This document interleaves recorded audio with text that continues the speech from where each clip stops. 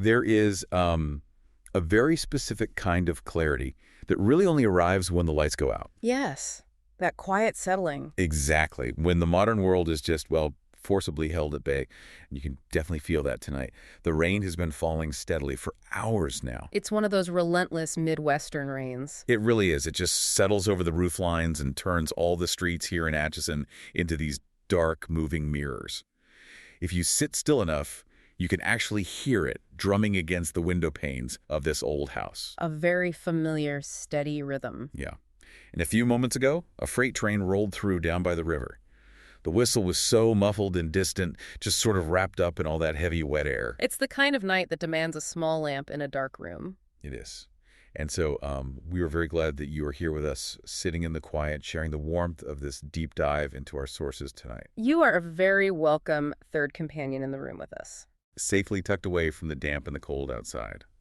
Because tonight we're exploring a story where the weather is not merely a backdrop.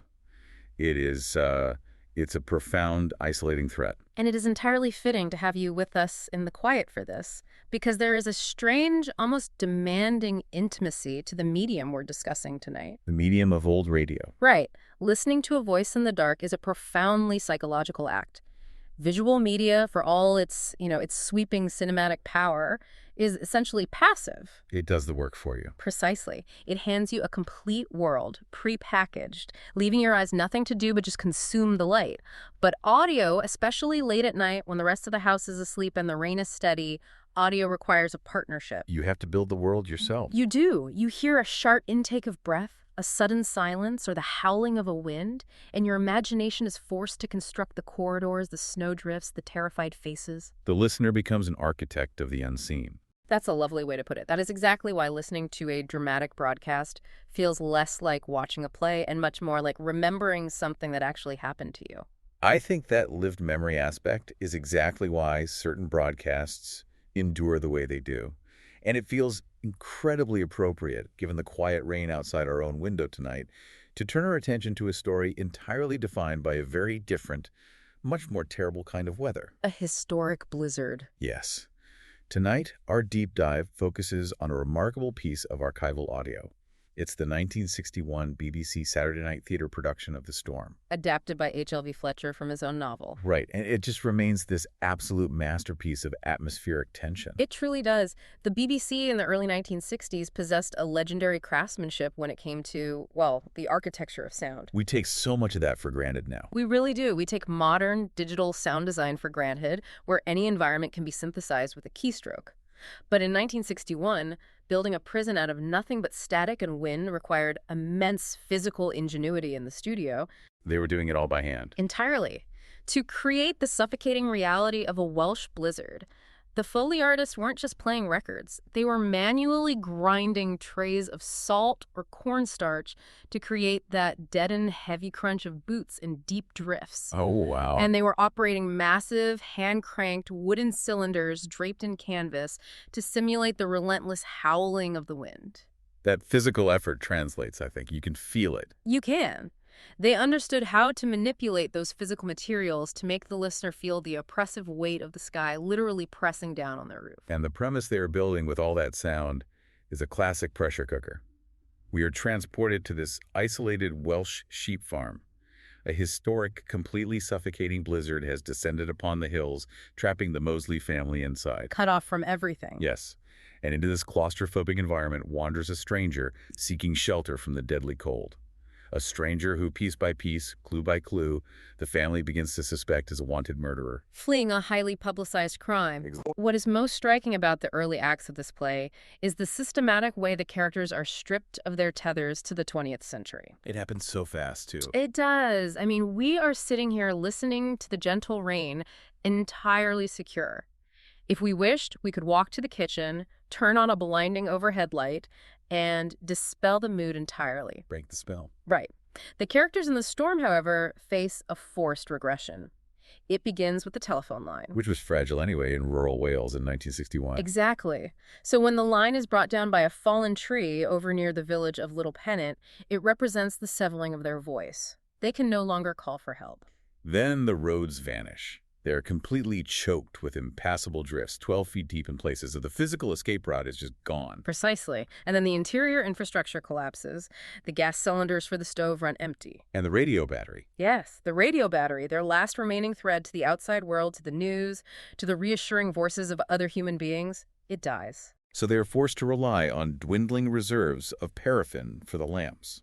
Paraffin, of course, being that highly refined kerosene that burns with a distinct, slightly oily smell, casting those long, wavering shadows. And when that runs low, they're reduced to candles. Within a matter of 48 hours, they're thrust backward into a 19th century existence. Or even earlier, really. Oh, right, the rushlights. Yes. There is that chilling moment where Jacob, the old farmhand, talks about how his grandparents used to make rushlights. For those who might not know, a rushlight was an ancient, desperate method of illumination.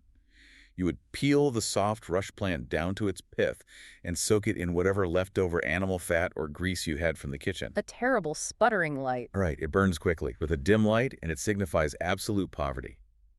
Jacob bringing up rushlights is a stark reminder of how far back in time the snow is pushing them. The horizon of their entire universe shrinks violently. It contracts from the breadth of the nation down to the county, down to the valley, and finally it stops at the physical walls of the farmhouse. The snow is the boundary of existence. It becomes a physical manifestation of fate. It is blind, it is cold, and it simply does not care about the human drama unfolding beneath it. The indifference of nature. Yes. And the BBC soundscape brilliantly reinforces this. The wind bleeds through every gap in the dialogue. It is not a mere background effect. It is the mortar of the prison walls.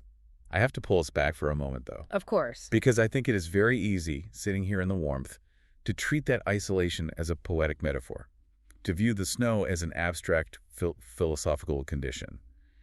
But we really have to ground this in the terrifying reality for the characters. For Molly Mosley. Particularly for Molly. She's the young woman who runs the household. For Molly, the severed phone line and the impassable roads are not philosophical. They are a legal trap. They are the bars of the cage. Yes. She is sharing a small, dark, increasingly cold house with a man she slowly comes to believe has stabbed his wife to death. The confinement means there is nowhere to run. If the stranger turns violent, she cannot call the police. And she cannot flee into the night, because the temperature is well below zero and the blizzard would kill her within an hour. The snow forces her into a state of agonizing, silent endurance. You are quite right to point that out. The psychology of their situation is deeply disturbing because it illustrates how the mundane must persist even in the face of absolute terror. You still have to make tea. Right. It is an anatomy of suspicion, built piece by piece, fueled by the claustrophobia of the environment. And her logic is actually incredibly sound. This isn't an irrational panic at all. Let's look at the clues Molly observes. They pile up rather quickly. They do. A stranger arrives, introducing himself only as Mr. James. He arrives on the very day her father brings home a newspaper detailing the brutal stabbing of a famous London actress named Thelma Carrington. An actress, the paper notes, whose missing husband, James Romford Smith, is the prime suspect. And the physical description matches perfectly. The suspect is a war veteran who lost a hand in a commando raid in Norway. Our Mr. James has an artificial hand. A very glaring detail. Then, the newspaper carrying the murder story suddenly goes missing, shortly after James is left alone in the kitchen with it. Very convenient. Right. And the next morning, the radio battery, which the family knew had enough charge left to catch the news bulletins for at least a few more days, is suddenly and inexplicably dead. Someone had switched it on in the night and left it to drain. Ensuring no more news could reach the farm. And finally, when Molly is making the guest bed, she spots the initials JRS embroidered on his pajamas. James Romford Smith. James Romford Smith. It is a devastating accumulation of circumstantial evidence. In any normal environment, one would simply leave the house, walk down the street, and speak to a constable. She can't. But isolation breeds a specific kind of internal distortion. The mechanics of confirmation bias take hold. Every action the stranger takes, no matter how innocent, is filtered through the lens of Molly's suspicion. If he is quiet, he is brooding and dangerous. If he is helpful, he is deceitful and masking his true nature.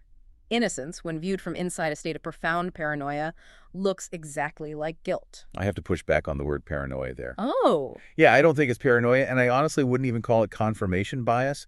I would argue Molly is remarkably lucid, and what she's doing is highly tuned threat management. Threat management. Yes, we have to look at this from the perspective of a woman trapped with a potentially violent man. She is absolutely terrified, yet because of the social contract and because her father is severely ill upstairs, she has to manage the comfort of her potential murderer. Keep him placated. She has to smile. She has to make polite conversation. She has to cook him meals, serve him tea, and maintain a facade of domestic normalcy, all while silently monitoring his every movement. She is domesticating the terror, you might say. Exactly. Out of sheer survival instinct. If she confronts him, and she is right, he might kill her and her incapacitated father, so she swallows her fear and pours the tea. It is agonizing to listen to. There is that moment when he breaks a plate while helping her dry the dishes. The sudden noise, the sudden unpredictability of his physical movement causes her to completely freeze. You can hear the suppressed panic in her voice. You really can. It reminds me of waking up in an old house in the middle of the night. You know this feeling. The electricity is off, you are walking down the hallway, and suddenly every familiar creak of the floorboards sounds like a deliberate footstep. The settling of the roof sounds like someone breathing. Yes. Yeah. Your mind is starved of clear information, so it begins to manufacture threats from the shadows just to keep you alert. Molly is not acting irrationally. She is trying to read the dark. She is anticipating the worst to survive it. She has 5 pieces of terrible information, and she stitches them together to form a monster, because preparing for a monster is the only way to keep herself alive. That is a very fair correction. She is operating under the terrible weight of logic, not hysteria. And it makes the contrast between the monster Molly constructs in her mind and the true humanity of James Romford Smith all the more powerful. Because he isn't a monster at all. No. When the revelation finally comes, it does not arrive with a violent confrontation. It arrives with profound, quiet tragedy. The truth is far heavier than the fiction Molly imagined. Because the history that society has fastened to James like a chain is entirely real, but it's just horribly misinterpreted. We learn his backstory. He was, as the papers said, a commando in Norway. Right. During a raid, he lost his hand, and in order to escape and ensure the survival of his unit, he was forced to kill 2 German sentries silently with his combat knife. For this, the state awarded him the Military Cross. They called him a hero. But there is a bitter, tragic irony in that medal. A terrible irony. The Military Cross is given for exemplary gallantry during active operations against the enemy. Society decorated this man, pinned a ribbon to his chest for proving he knows exactly how to extinguish another human life efficiently with a blade. And then that same capability is used against him. Exactly. That exact same trained capability makes him the absolute perfect, ready-made scapegoat in peacetime. His reputation as a killer, a title officially bestowed and celebrated by the state, has been weaponized against him. The moment his wife is found stabbed, they just assume. The police and the press look at the man with the missing hand and the Military Cross and say, of course it was him. We already know he is capable of it. He is a victim of his own prescribed heroism. And the reality of his marriage to Thelma Carrington is so deeply sad, it completely undercuts the narrative of a passionate, violent murder. It wasn't a crime of passion at all. No. When James finally breaks down and confesses the truth to Molly, he describes a relationship that suffered a slow, agonizing decay. He says, it was just 2 bodies and we got to dislike each other. It's such a bleak description. He reveals that Thelma was beautiful and she was a successful working actress, but she was plagued by an unquenchable sense of failure. She wanted to be a historic great. She wanted to be Sybil Thorndike. Now, to understand the weight of that ambition, one has to remember who Sybil Thorndike was in the British theatrical consciousness. She was monumental. She was a titan. George Bernard Shaw literally wrote the play St. Joan specifically for her.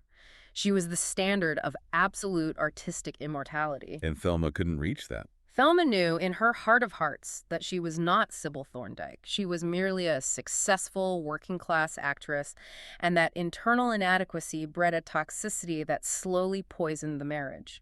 The vulnerability in James's voice during that confession is just heartbreaking. He tells Molly about the night Thelma died. They had a terrible, cruel argument in her dressing room. A very bitter fight. Right. And in a fit of exhausted temper, James threw his old commando knife on the desk and told her that if she was so miserable, she'd just use it. A terrible thing to say in anger. Then he walked out, went to the local pub, drank a few pints to cool off, and came back intending to apologize. And he found her dead. Slain with his own knife? He didn't kill her, but he is completely crushed by the guilt of their toxic marriage and the guilt of leaving that weapon behind with those final careless words. He says something very quiet but very telling about his internal state. He says, "I can't even shoot a pheasant these days." He's entirely broken. The man the newspapers have painted as a ruthless, cold-blooded assassin is actually paralyzed by a profound gentleness born of his wartime trauma. He cannot bear to take life. He's just exhausted. He is a broken man, carrying the weight of a death he did not cause simply because he was in the room when the atmosphere turned poisonous. Think about the emotional whiplash for Molly in that moment. For days, her nerves have been strung tight as wire. She's been waiting for the knife to fall in the dark. Managing a phantom killer. And suddenly, she realizes that the terrifying predator she has been managing is actually just a deeply sad, exhausted man who needs a safe place to rest. You can hear her fear instantly dissolve. The relief is palpable. The tension in the dialogue shatters, and it is replaced by this immense, unexpected intimacy. The isolated farmhouse stops being a prison and becomes a sanctuary. But the sanctuary is incredibly fragile, because while the internal threat within the farmhouse is neutralized by the truth, an external threat breaches their isolated world. Right, the storm from outside. And what is fascinating and deeply unsettling is that this external threat is driven by something far uglier and far more deliberate than the blizzard outside. You were talking about Tom Morgan. Yes, the neighboring farmer, the local suitor who wishes to marry Molly. I honestly find Tom Morgan to be one of the most chilling characters in the entire piece, precisely because his cruelty is so utterly mundane. It is a very ordinary sort of evil. Let us look at his emotional limitations, because they stand in such sharp contrast to the empathy developing inside the house. Early in the play, when Molly's terror is at its absolute peak, when she genuinely believes she is harboring a murderer, she manages to slip out to the freezing barn and begs Tom for help. She is desperate. She asks him to go down to the village to alert the police to do something. And his response is a masterclass in apathy. He brushes her off completely. He tells her she is imagining things, that she is reading too many newspapers. He completely dismisses her fear. He claims he is far too busy looking for his lost sheep in the snowdrifts to bother with her safety. He leaves the woman he supposedly loves to face what she believes is a killer entirely alone. He completely abandons her. His property, his livestock, are worth more to him than her terror. But notice how quickly that apathy turns into active malice. It is the weaponization of jealousy. Days pass, the dynamic in the house changes. Molly realizes James is innocent, and a quiet, profound affection begins to grow between them. They have been through the crucible together. They share this bond now. When Tom Morgan finally returns to the farm and senses this shift, when he sees the warmth and quiet understanding between Molly and James, his attitude entirely reverses. He suddenly cares very deeply about the identity of the stranger. He finds that scrap of the missing newspaper that confirms James's identity as the wanted man. And suddenly, the snow isn't too deep to travel. The sheep can wait. Suddenly, the sheep can wait.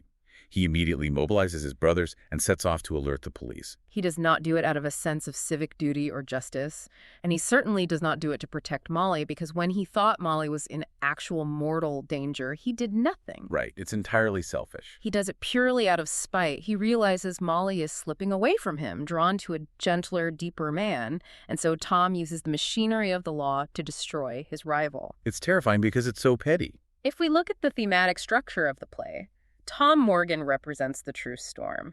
The blizzard howling outside is terrifying, yes, but it is entirely indifferent. It bears no malice. It's just weather. James Romford Smith is a victim of tragic circumstance, but Tom Morgan's actions are an active, chilling cruelty. Think about frost. Yes, frost doesn't rot, a house dampness does that. Frost seeps into the tiny, invisible cracks of the stone, freezes, expands, and violently shatters the foundation from the inside out. Oh, that's a great analogy. That is Tom Morgan.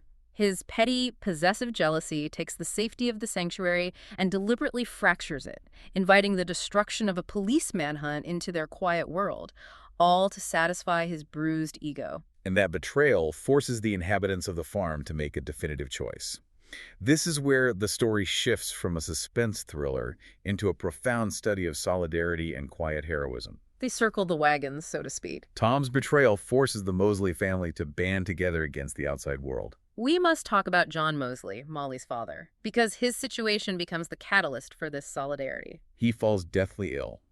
The damp and the severe cold settle deep into his chest, and it rapidly develops into pneumonia. His temperature spikes, his breathing becomes shallow, and he is slipping away. And they have no phone to call a doctor. Exactly. It is James, the accused murderer, who steps forward and risks his own life for the old man.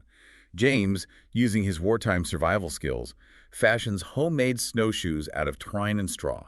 It's incredibly resourceful. He treks miles through the blinding blizzard, navigating treacherous 12-foot drifts to reach Dr. Bream in the village and secure medicine. And we should clarify the specific medical reality of this. James is sent to retrieve the M&B. To a listener today, that might sound like a generic term, but in 1961, and certainly in the era the characters are referencing, M&B meant May and Baker, specifically M&B 693. Which was a massive deal at the time. It was one of the very first effective sulfa drugs used to treat bacterial pneumonia. Before M&B, pneumonia in an isolated farmhouse was almost a guaranteed death sentence. Winston Churchill himself was saved by M&B during the Second World War. Wow, I didn't know that. By trekking through the snow to get this specific life-saving sulfonamide, James is performing an act of absolute selfless courage. He could have used those homemade snowshoes to flee to make his escape toward the coast. But he doesn't. Instead, he walks into the teeth of the storm to save a man he barely knows, simply because that man provided him shelter when he was lost. That act cements the family's absolute, unshakable loyalty to him. Which brings us to Jacob. And I think Jacob might be the emotional anchor of the entire broadcast. Jacob, the old farmhand. He is wonderful. He really is. In the midst of all this swirling tension, the panic, the police manhunt, Jacob provides this dry, deeply rooted, pragmatic presence. He is the grounding wire for the entire household. His humor is so understated, yet so sharp.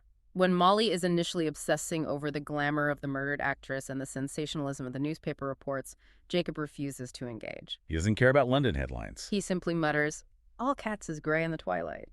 It's his way of saying that underneath the fame and the headlines, people are just people, and death comes for everyone the same way. He refuses to be swept up in the hysteria. He watches and he listens. He figures out the truth entirely on his own, very quietly. He observes James. He sees how he treats Molly with respect, how he willingly endures the freezing trek to fetch the M&B for the sick father. And Jacob makes his decision. And Jacob decides, in his own distinct vernacular, that James is a tidy man. That is his ultimate, unwavering judgment. It's a wonderful phrase. The newspapers in London can say whatever they like, the police can issue their warrants, but Jacob trusts the empirical evidence of his own eyes. A man who risks his life to fetch medicine in a blizzard is a tidy man. And Jacob's loyalty, once given, is absolute. Which leads to the climax of the farm's resistance, and honestly one of the most moving moments of radio drama I've ever heard. The siege. Yes. Tom Morgan and his brothers, along with some other local men, surround the farmhouse. They have their guns. They form a blockade in the snow, determined to hold James there until the authorities arrive from the town. They're essentially a lynch mob, cloaked in the guise of concerned citizens. The house is besieged. James is trapped. And it is Jacob who acts. He doesn't make a grand speech. He doesn't try to physically fight 5 armed younger men. He slips out the back. He slips down into the bitter cold, walks to the farm buildings, into the barns, and he deliberately drops a match into the dry straw. He sets the farm buildings on fire. The sheer magnitude of that decision is staggering. We must pause and truly ponder the immense, almost theological weight of this sacrifice. To a farmer, to an old hand like Jacob, and to the owner, John Mosley, who implicitly blesses the act, the barns are everything. It's their whole livelihood. They hold the feed for the livestock, the tools, the accumulated history of their back-breaking labor.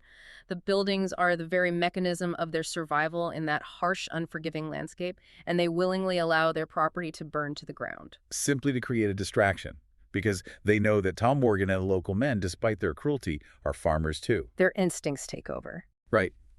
When they see a barn on fire, their deep-seated instinct to fight the blaze, to save the animals, will immediately override their desire to play policeman. The fire draws the mob away from the house, creating a gap in the blockade, allowing an innocent man a chance to slip out the back and escape into the night. It's a profound statement. They are declaring, through fire, that the value of human life, the sacred duty of hospitality to the stranger, is infinitely more important than their property. They literally burn their own wealth to buy a man his freedom. It is the ultimate rejection of Tom Morgan's worldview. Tom values his sheep over Molly's terror. Jacob and John Mosley value a stranger's life over their own barns. It is a breathtaking moment of moral clarity. glowing bright orange against the blinding white snow. And so the gap opens, and James escapes. He slips out into the freezing night, intending to make his way across the hills to Cardigan Bay to find a fishing boat to eventually reach America. He's running again. But then comes the turn. The existential choice that alters the entire trajectory of his life and elevates the story beyond a simple thriller. He gets halfway up the dark hill. The snow is whipping around him, the cold is biting deep into his bones, and he stops. He turns around, and he comes back to the farmhouse. To run or to stay? It is the fundamental question of the play, and really it is the fundamental question of human endurance. The emotional significance of this choice cannot be overstated. For weeks, James's only goal has been evasion. He has been operating on the pure, exhausting animal instinct of the hunted. Survival. But standing on that freezing hillside, he realizes that a life spent constantly looking over his shoulder, a life spent in exile, shivering in the dark, is not a life at all. He returns to face the music. He chooses to face the false accusations. He returns to face the police, the potential of the gallows. Why? Because his love for Molly and the profound grace shown to him by her father and Jacob has finally given him something worth fighting for. He stops running from the lie because he has finally found a truth he wants to inhabit. I think about the sheer courage that takes to walk back down the hill toward the men with the guns, toward the flashing lights of the police who have finally broken through the drifts. It's a remarkable scene. He tells Molly, I decided I've got to fight. One chance in 1,000, I suppose, but if I win, well, I get you. It is the most romantic, devastatingly brave thing he could possibly do. He chooses vulnerability over escape. And he arrives just as the resolution unfolds. Sergeant Lewis has finally made it through the snow from the town, and he brings the stunning twist. James does not have to fight the legal battle he prepared himself for. He is already clear. Because of Thelma's dresser. Mm-hmm. Miss Hanson? Yes. The devoted, quiet, deeply jealous older woman who attended to the actress. A woman driven mad by the cruelties and the impossible ego of Thelma Carrington. She was the one. She finally snapped, committed the murder, and consumed by her own guilt and madness has already confessed to the authorities in London. James was never the target of the local manhunt. Not anymore. The authorities merely wanted to locate him to inform him of his wife's death and clear his name. The relief is absolute. It is total. And notice how the pacing of the radio drama in these final moments perfectly mirrors the weather itself. Just as the psychological tension breaks with the news of his complete innocence, the literal storm outside is finally beginning to soften. The thaw has arrived. The listener can actually hear it in the audio design. The relentless, howling canvas wind machine drops away, and it is replaced by the sound of dripping water. You can hear the ice melting. The hard, impenetrable frost begins to weep. The ice on the window panes begins to melt. The claustrophobia lifts both internally and externally. The characters can finally breathe, and the listener breathes with them. It makes you think about how we carry these experiences long after the immediate danger has passed. How will Molly, James, and Jacob remember this storm in the years to come? I don't think they'll focus on the snow. I don't think they will remember it for the cold or the depth of the snow or the days spent rationing paraffin in the dark. I think they will remember it for the profound connections that were forged in the absolute darkest, coldest moments. When everything else was stripped away. When the rest of the world, with all its noise and modern convenience, was violently stripped away, they found out exactly who they were and exactly who they could trust. Old broadcasts like this one, they survive for decades in the archives, and we pull them out on rainy nights like tonight because they speak to something fundamental in our nature. They really do. They tap into a universal human fear, the deep ancestral fear of being trapped in the dark with the unknown.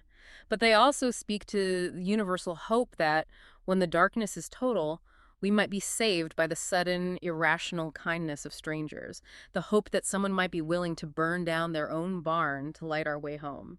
It is a comforting thought to hold on to as the hour grows late. I want to leave you with a quiet question to ponder before we turn off the lamp and say goodnight. When the storms in our own lives arrive, when circumstances cut us off from our routines, our distractions, and our comforts, who do we become in the quiet that follows? It's the true test, isn't it? When the noise stops, do we become defensive and suspicious, trying merely to survive? Do we become petty, bitter, and closed off, like Tom Morgan, protecting our own little patch of ground? Or do we find it within ourselves to be quietly sacrificial, steady, and unexpectedly brave, like old Jacob? It is the weather of the soul, and it is always revealing. It seems the rain outside our own window has finally slowed to a stop. The air feels a little lighter.